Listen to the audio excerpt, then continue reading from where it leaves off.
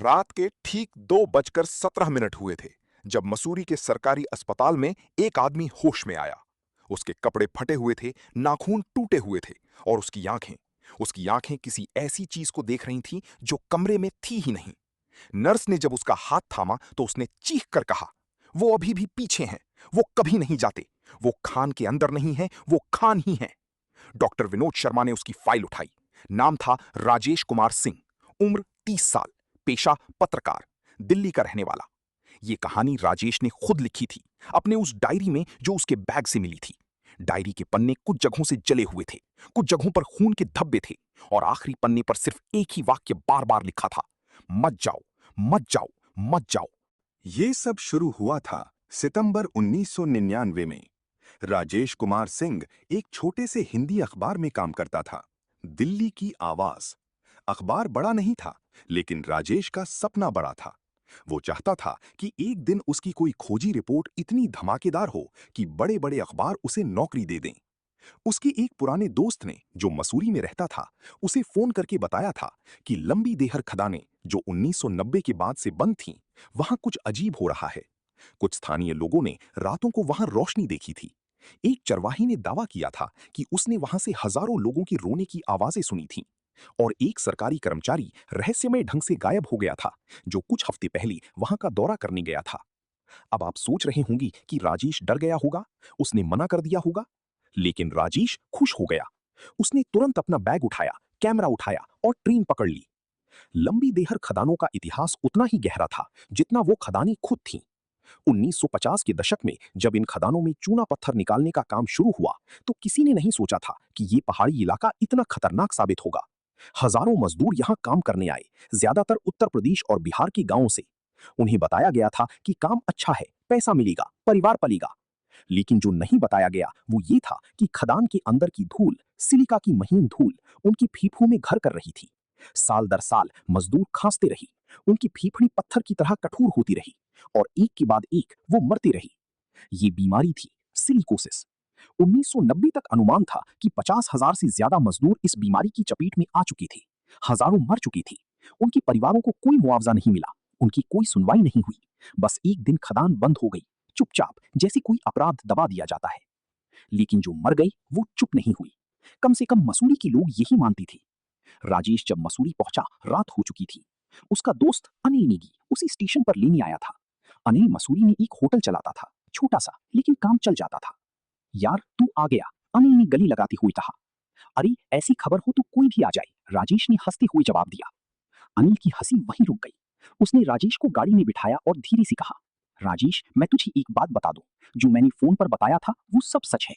लेकिन यहाँ के लोग इस बारे में बात नहीं करते। जो करते हैं उन्हें बाद में पछतावा होता है। पछतावा क्यों? अनिल ने रियर व्यू मिरर में देखा, फिर बोला, क्योंकि जब तुम उस जगह के बारे में बात करती हो तो वो जगह तुम्हारे बारे में भी सोचने लगती है। राजेश हंसा। उसे लगा अनिल नाटक कर रहा है, उसे डरा रहा है। वो गलत था। अगली सुबह राजेश ने अपनी रिपोर्टिंग शुरू करने का फैसला किया। अनिल ने उसे एक नाम दिया था, भुवन दास।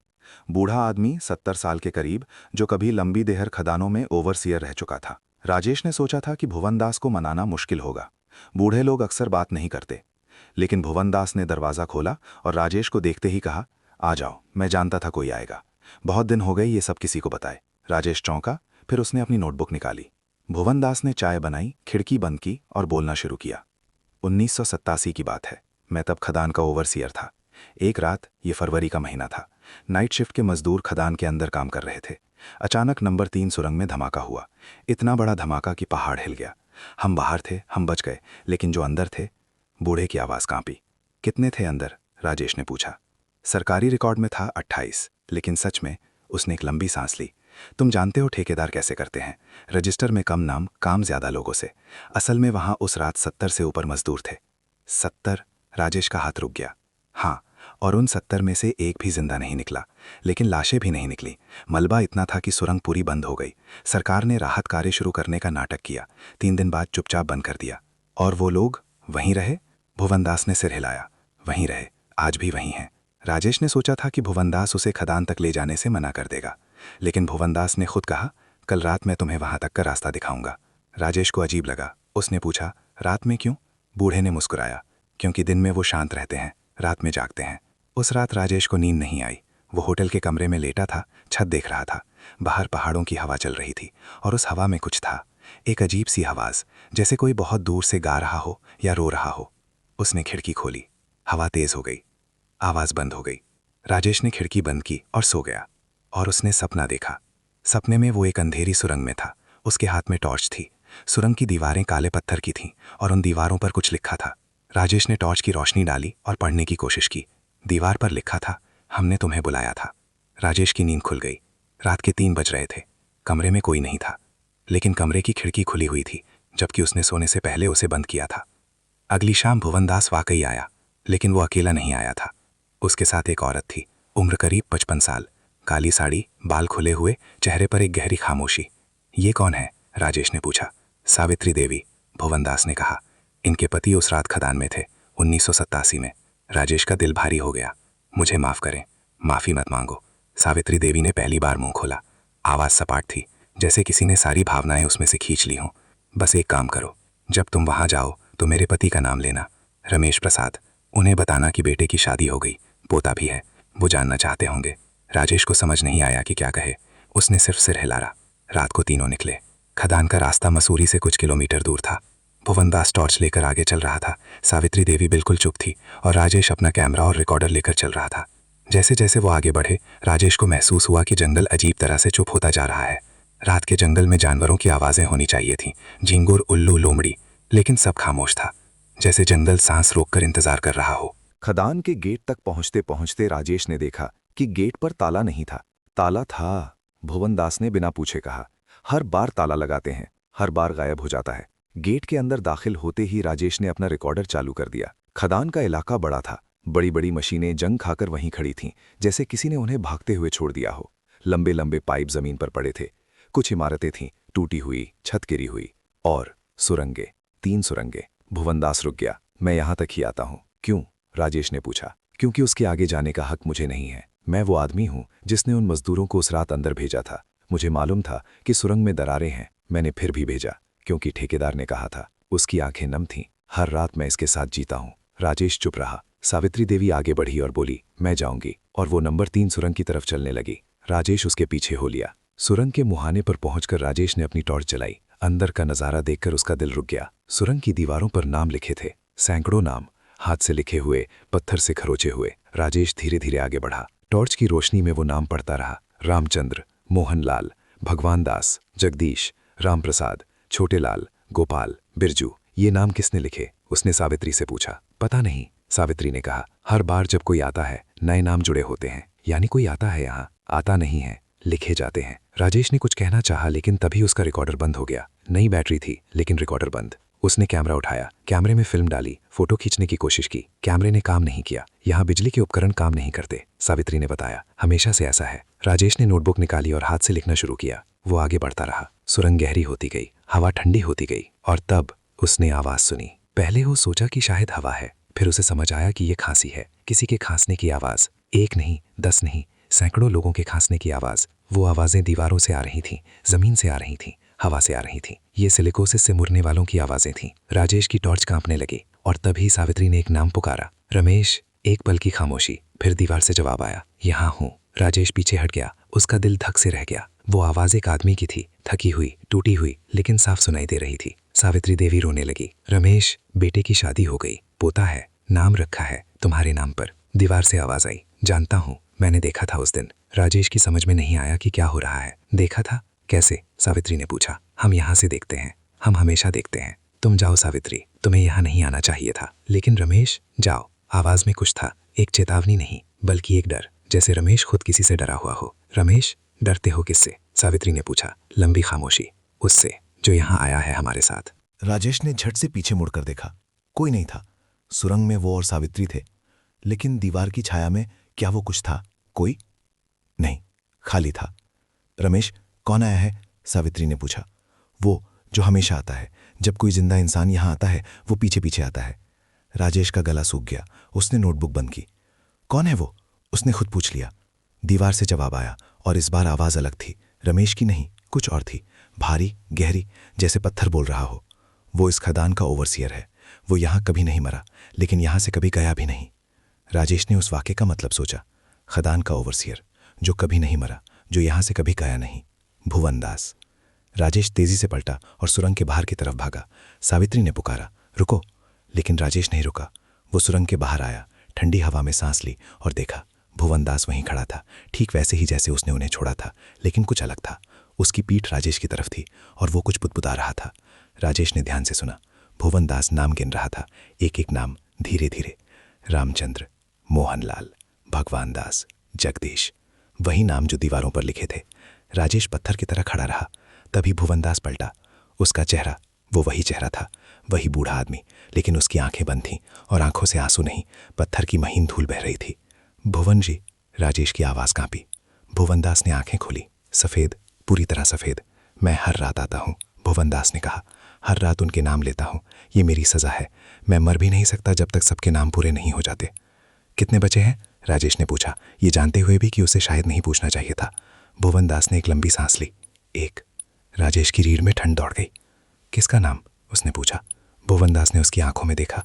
तुम्हारा। राजेश को समझ नहीं आया। मेरा? मैं तो कभी यहाँ काम नहीं किया। भुवनदास हंसा, एक भयानक हंसी जो हंसी नहीं लग रही थी। काम नहीं किया, लेकिन तुम्हारे दादा ने किया था। राजेश चमक गया। उसके दादा का नाम था राम प्रसाद सिंह, वो नाम जो उसने दीवार पर देखा था। मेरे दादा। राजेश की आवाज़ टूट गई। वो भी उस रात अंदर थे, नहीं निकले, लेकिन उनका एक काम अधूरा था, एक वादा जो उन्होंने नहीं निभाया, और जब तक वो वादा पूरा नहीं होता उनकी आत्मा यहाँ है। राजेश ने कभी अपने दादा को नहीं देखा था।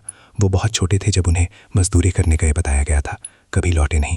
परिवार ने सोचा वो किसी और जगह चले गए, नया जीवन शुरू कर लिया, लेकिन वो तो यहाँ थे, इस खदान में, 70 मजदूरों के साथ। भुवनदास ने कहा, तुम्हारे दादा ने अपने बेटे से, तुम्हारे पिता से वादा किया था कि जब भी उनका बेटा बड़ा हो वो उसे पहाड़ों पर ले जाएंगे, उसे हिमालय दिखाएंगे, लेकिन वो वादा पूरा नहीं हुआ। राजेश ने धीरे से कहा, तुम उनके पोते हो, तुम यहाँ आए, शायद उन्होंने ही तुम्हें बुलाया था। राजेश की आंखें भर आईं।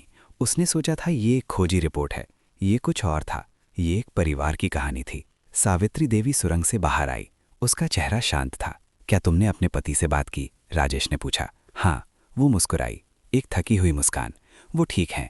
वो कहते हैं कि यहाँ दुख नहीं है, यहाँ सिर्फ अधूरापन है। जब तक दुनिया उन्हें याद नहीं करती वो यहाँ रहते हैं। याद करना? राजेश ने दोहराया। हाँ, जब कोई उनका नाम लेता है, उनकी कहानी सुनाता है, उनके लिए न्याय मांगता है, तो थोड़ी देर के लिए वो मुक्त होते हैं। राजेश ने अपनी नोटबुक खोली और तभी उसे समझ आया कि वो यहाँ क्यों आया था। ये रिपोर्ट लिखना उसकी नौकरी नहीं थी, ये उसका फर्ज था। लेकिन रात अभी खत्म नहीं हुई थी और यहाँ से कहानी का वो मोड़ आया जो किसी ने नहीं सोचा था। वो तीनों वापस जाने लगे। भुवनदास आगे था, राजेश बीच में, सावित्री पीछे। रास्ते में एक जगह आई, एक पुराना मजदूर का कैंप। कभी यहाँ सैकड़ों मजदूर रहते थे, अब बस टूटी हुई झोपड़ियाँ थीं। भुवनदास ने एक झोपड़ी के सामने रुककर कहा, 1 मिनट। वो झोपड़ी के अंदर गया। राजेश और सावित्री बाहर खड़े रहे। 1 मिनट बीता, 2 मिनट, 5 मिनट। राजेश ने आवाज़ दी, भुवन जी। कोई जवाब नहीं। वो अंदर गया। झोपड़ी खाली थी, भुवनदास कहीं नहीं था। झोपड़ी में एक दरवाज़ा था, एक खिड़की थी। दरवाज़ा वही था जिससे वो अंदर आए थे। खिड़की बंद थी जंग लगे कुंडे से। भुवनदास बस गायब हो गया था। राजेश पलटा और वो देखकर उसके होश उड़ गए जो उसने सावित्री के पीछे देखा। सावित्री के पीछे एक छाया थी, लंबी, झुकी हुई, काली। छाया एक इंसान की नहीं थी। इंसान की छाया का एक आकार होता है, ये बदल रहा था। कभी लंबी हो जाती, कभी चौड़ी, कभी जमीन पर रेंगती, कभी दीवार पर चढ़ती। राजेश ने पुकारा, सावित्री जी, पीछे मत देखिए, बस चलती रहिए। सावित्री ने पूछा, क्या हुआ? बस चलिए। लेकिन सावित्री ने पीछे देखा और जब उसने पीछे देखा तो उसके चेहरे पर डर नहीं आया। वो मुस्कुराई। ओह, उसने कहा, ये तो रमेश है। राजेश ने हैरानी से देखा। छाया ने एक पल के लिए एक आकार लिया, एक आदमी का आकार, थका हुआ, झुका हुआ, लेकिन पहचाना जाने वाला। सावित्री ने अपना हाथ बढ़ाया, छाया ने हाथ थाम लिया और एक पल में दोनों गायब हो गए। राजेश वहां अकेला खड़ा था, जंगल में, रात में। राजेश को उस रात सही सलामत होटल तक पहुंचना था, लेकिन रास्ता वो पहले से जानता नहीं था। भुवनदास रास्ता जानता था, सावित्री रास्ता जानती थी, दोनों गायब हो चुके थे। वो चलता रहा। आधे घंटे बाद उसे महसूस हुआ कि वो चक्कर काट रहा है। वही पेड़, वही पत्थर, वही टूटी हुई बाड़। वो खदान के आसपास ही घूम रहा था। यहां से निकलने नहीं दे रहे, उसने खुद से कहा। और तभी उसे याद आया, भुवनदास ने कहा था कि उसके दादा का एक काम अधूरा है, उनका वादा, पहाड़ दिखाना। राजेश ने हिमालय की तरफ मुंह किया। सामने बड़े बड़े पहाड़ थे, बर्फ से ढके, चांदनी में चमकते, और उसने जोर से कहा, दादाजी, ये देखिए, हिमालय। आपने वादा किया था ना पापा से कि उन्हें पहाड़ दिखाएंगे। पापा यहाँ नहीं है, लेकिन मैं हूँ, मैं उनका बेटा हूँ, आपका पोता। देख लीजिए दादाजी, देख लीजिए। जंगल में खामोशी छा गई और फिर एक आवाज आई, पुरानी, थकी हुई, लेकिन गर्म। बेटा। एक ही शब्द, और रास्ता सामने आ गया। टॉर्च की रोशनी में राजेश ने देखा एक पतला रास्ता जंगल के बीच से निकलता था, जैसे पहले था ही नहीं, अभी बना। वो चलता रहा और मसूरी की सड़क पर आ गया।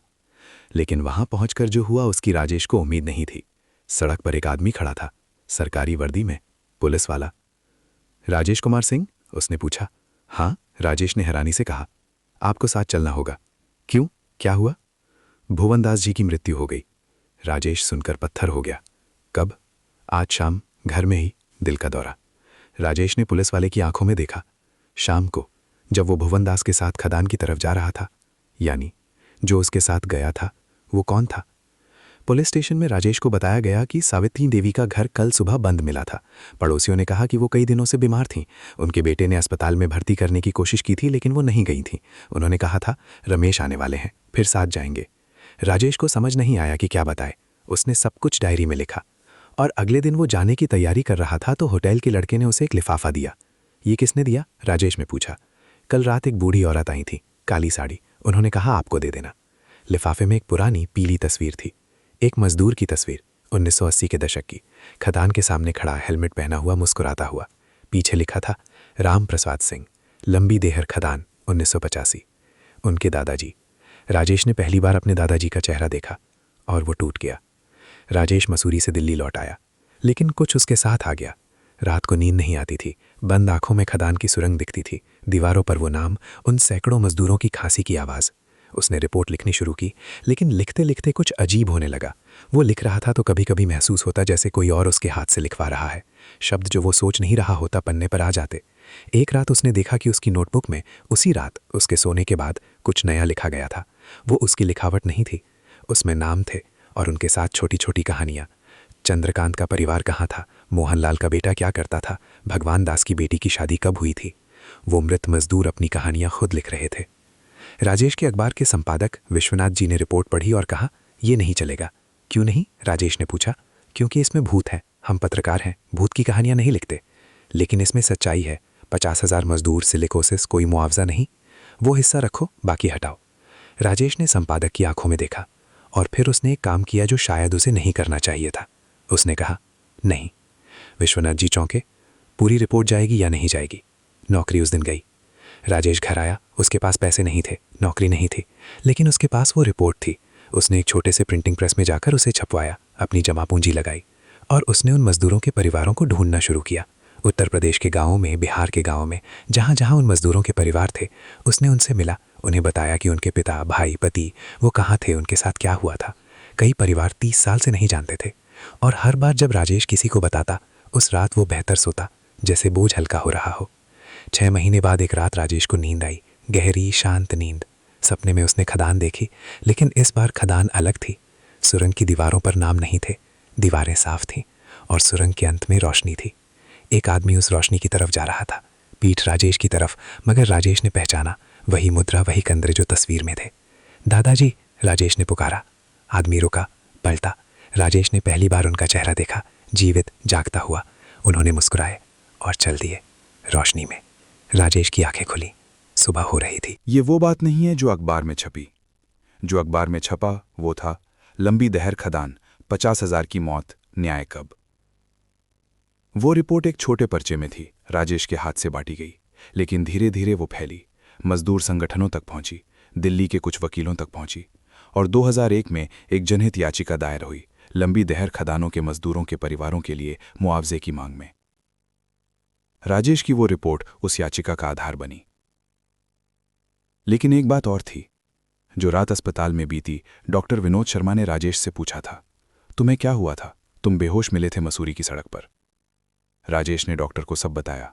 डॉक्टर ने चुपचाप सुना, फिर बोला, राजेश जी, मैं आपको एक बात बताऊं, मैं खुद मसूरी का हूं। लंबी दहर के बारे में मैं बचपन से सुनता आया हूं। हर साल वहां कोई ना कोई जाता है, लेकिन आपसे पहले कोई वापस नहीं आया था। राजेश चुप रहा। कोई नहीं? उसने आखिरकार पूछा। नहीं, या तो बेहोश मिलते हैं और कुछ याद नहीं रहता, या फिर इतने डरे हुए होते हैं कि बात नहीं करते। आप पहले हैं जो आए, देखा और वापस आए अपनी मर्जी से। अपनी मर्जी से नहीं, राजेश ने कहा, उन्होंने जाने दिया। क्यों? राजेश ने एक पल सोचा। क्योंकि मैंने उनकी कहानी सुनी और सुनाने का वादा किया। आज लंबी दहर खाला ने बंद हैं, पहाड़ पर वो सुरंगें हैं, काली, गहरी, खामोश। स्थानीय लोग आज भी रात को वहां नहीं जाते। चरवाहे कहते हैं कि कभी कभी हवा में खांसी की आवाजें आती हैं। और एक बूढ़ा आदमी जो गांव में कोई नहीं जानता, कभी कभी खदान के गेट के पास दिखता है, रात को जब सब सो जाते हैं। वो कुछ बुदबुदाता रहता है, नाम, एक एक करके।